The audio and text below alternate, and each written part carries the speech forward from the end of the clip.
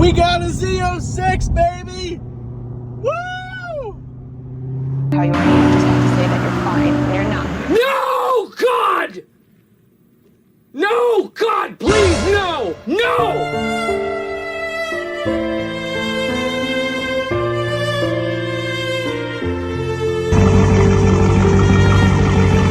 You guys read that correctly. I totaled my Corvette and bought an M2 competition.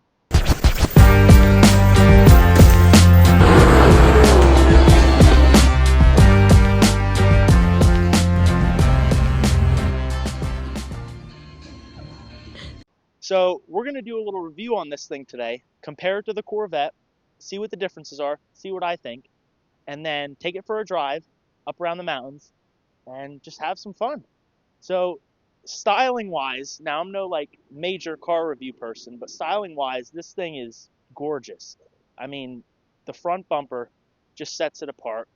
The M mirrors, I mean, it's a gorgeous car in my opinion. I don't like the new M2s as much as I like this. Everything about this just speaks to me more than the new M2s. And also the difference between this and the regular M2, the M2 competition compared to this, is if we pop the hood, we have the S55, same exact engine that is in the M3 and M4. So finally a real M engine. Beautiful carbon fiber strut brace, S55. All right, so enough about the engine, enough about all this stuff. We know it looks good. We know it's probably going to drive good. Let's hop in it, take it for a ride, and see what it does. I'm going to throw a little B-roll together, do a little edit, a little montage, put that in, and then we'll get to the driving.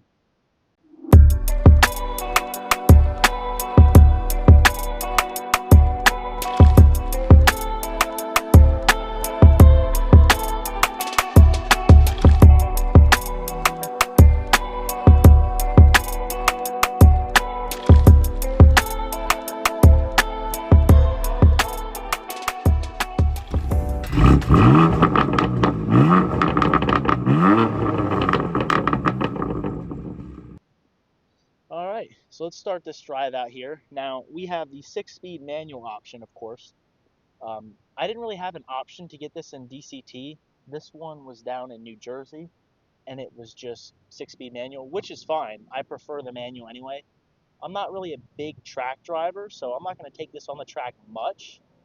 And I'm not really going for lap times. I'm more interested in this car for a fun daily driver that gives me a good driving experience still and allows me just to have fun and cruise. So right now we're in efficient and comfort mode, as you can see here in the dash.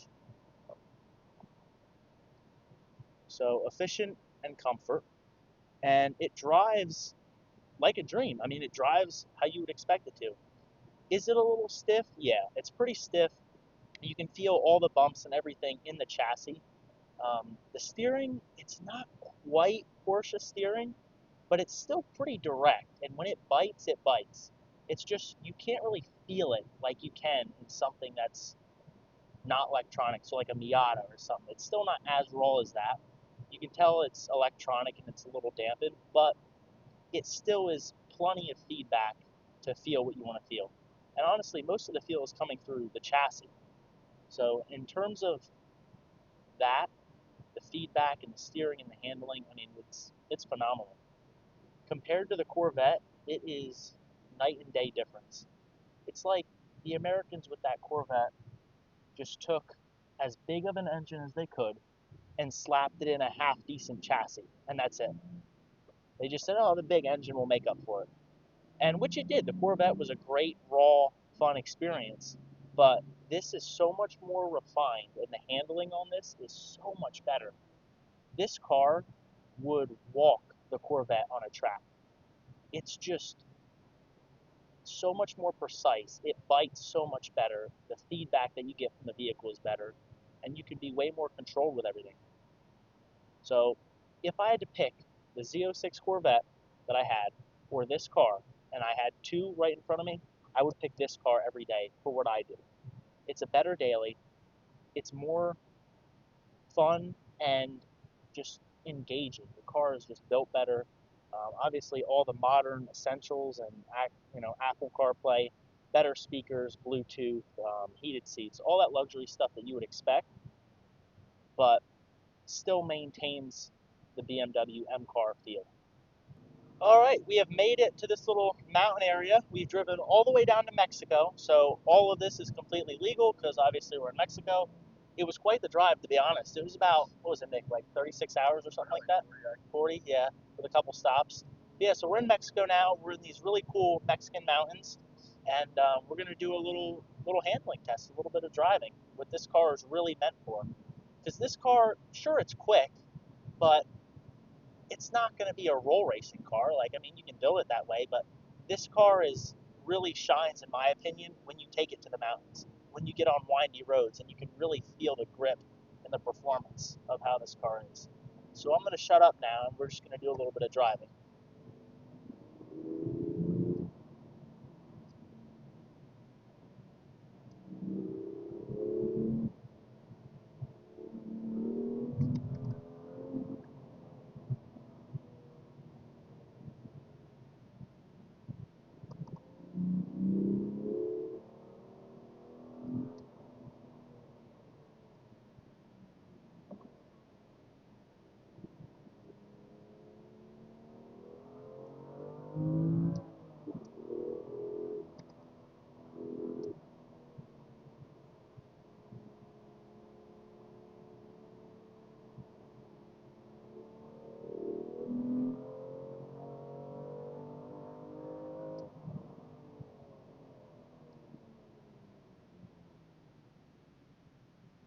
Beautiful. Absolutely beautiful. Handles like a dream. Yes, this car handles so well. In turns, it is so refined and so planted. And even in slides, like one of my favorite things with this car is when you slide this car, drift, whatever you want to call it, it's so controllable. Whereas the Corvette, like the weight balance you could feel was in the front. So the back end would come around, but it wasn't like this. This car is so balanced and stable in the middle of a drift. It's insane. Like you can just slide and you just feel like you're driving. It's completely controllable. And in MDM mode with Sport Plus and Sport Plus, it's perfect. I never take traction really fully off because I don't feel the need to when I'm driving on these kind of roads. So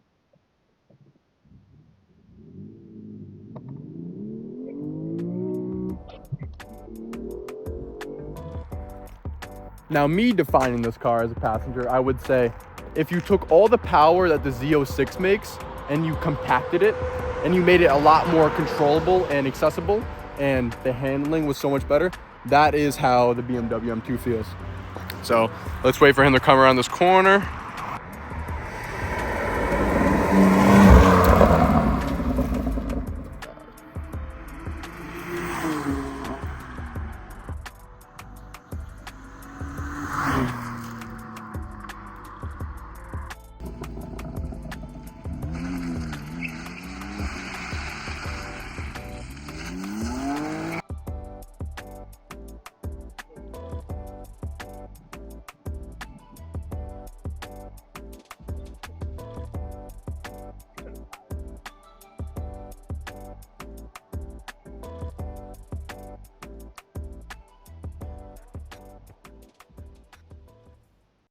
So the M2 competition. Do you guys think this was an upgrade or a downgrade from the Z06 Vet that we previously had? So I promised you guys I'd tell you the story about the Corvette. So what exactly happened? So I was driving to the hangar one day, going down 22. If any of you are local, you'll know that road. It's a two-lane highway. It's known for accidents. There's an accident on it pretty much every day. So it's a two-lane highway. It's tight. And I'm going, cruising in the right lane, doing maybe like 45, 50, going pretty slow. It's only a 55-mile-an-hour highway. So driving in the right lane in the Corvette, cruising, and there's a truck in front of me. And I have a pretty good following distance, so I thought. And next thing you know, the truck in front of me, I couldn't see in front of him because we were going up a little bit of a grade, and I'm back down here. Truck in front of me swerves to the left lane, slams on his brakes, and kind of slides sideways a bit to a stop and barely makes it before plowing into the cars in front of him. Now, since I'm right behind him, coming up, and I couldn't see, all I see is a wall of cars, and I'm staring at this wall of cars. So now I have two options, right? Obviously, I locked up the brakes as fast as I could, and I'm not going to make it. So I can hit the car in the right lane directly on from the back, or I can try to squeeze the gap between this car and the guardrail in the right lane. So I'm like, well, I'm probably not going to fit, but the damages will be less. So I swerve off to the shoulder and I try to squeeze the gap. Don't make it, obviously, and I clip this car's right rear bumper and I hit the guardrail. And I'll throw some more pictures up now of what it looked like.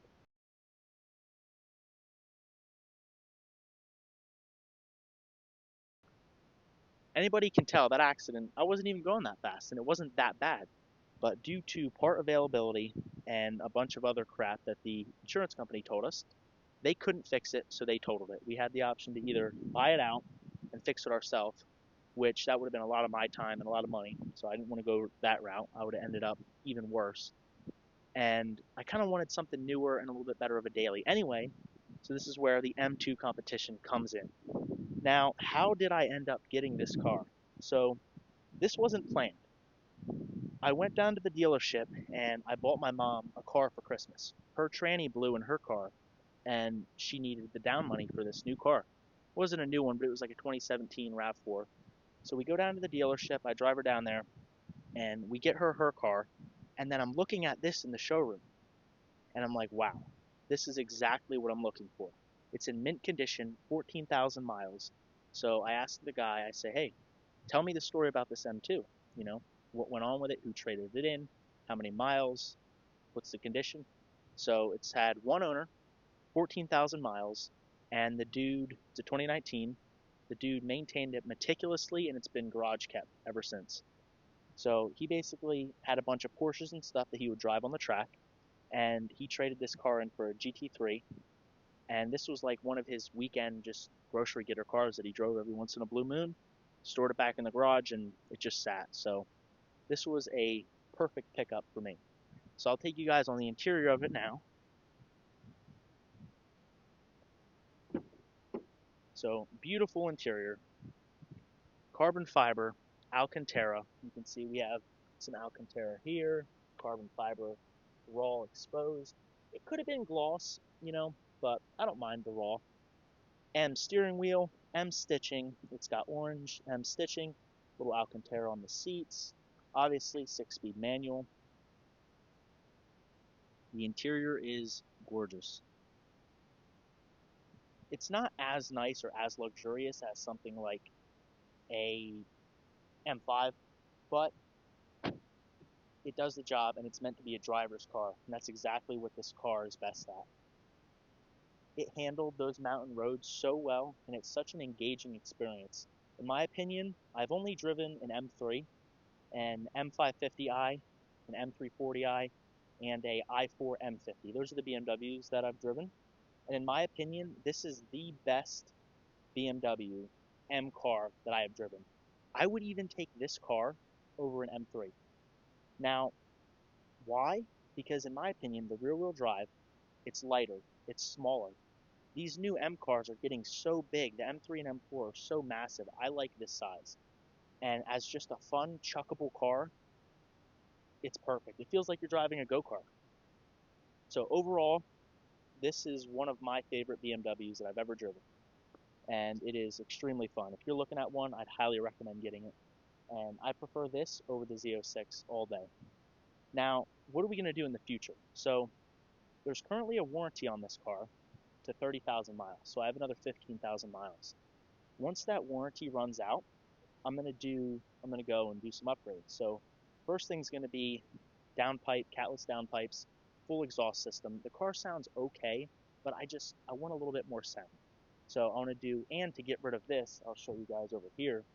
This is one of my, if I had to pick a least favorite thing about this car, it would be this exhaust. If you look down there, it looks like there's a diaper. I mean, there's this massive, massive chamber down here. And resonator, well, whatever it is. And I don't care for it. So, downpipes, exhaust, and then after that, I want to do some different wheels. I'll show you guys a picture here. Wheels I want to get for it. They are forged wheels. Wrap them in a little bit bigger tires. So instead of 265s on the rear, I want to do 305s on the rear. So a little bit beefy tires, a little bit more beefy tire, a little bit more beefy wheel, give me a little more traction.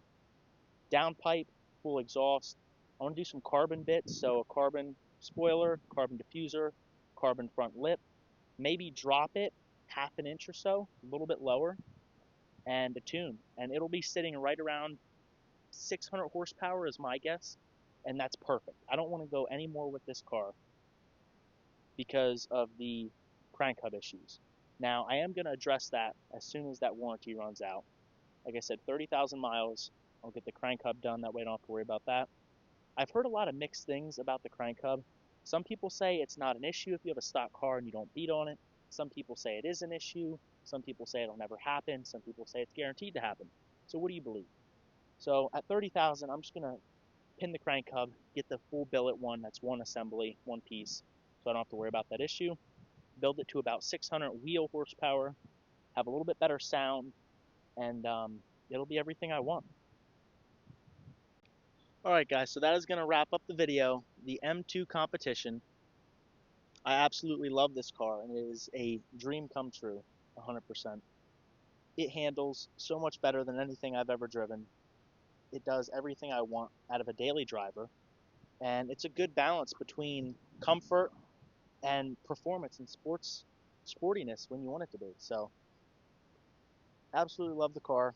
Stay tuned, we're going to have a bunch more videos with this. I got to clean this thing now because it's filthy after that driving, and we'll do some upgrades, do some modifications.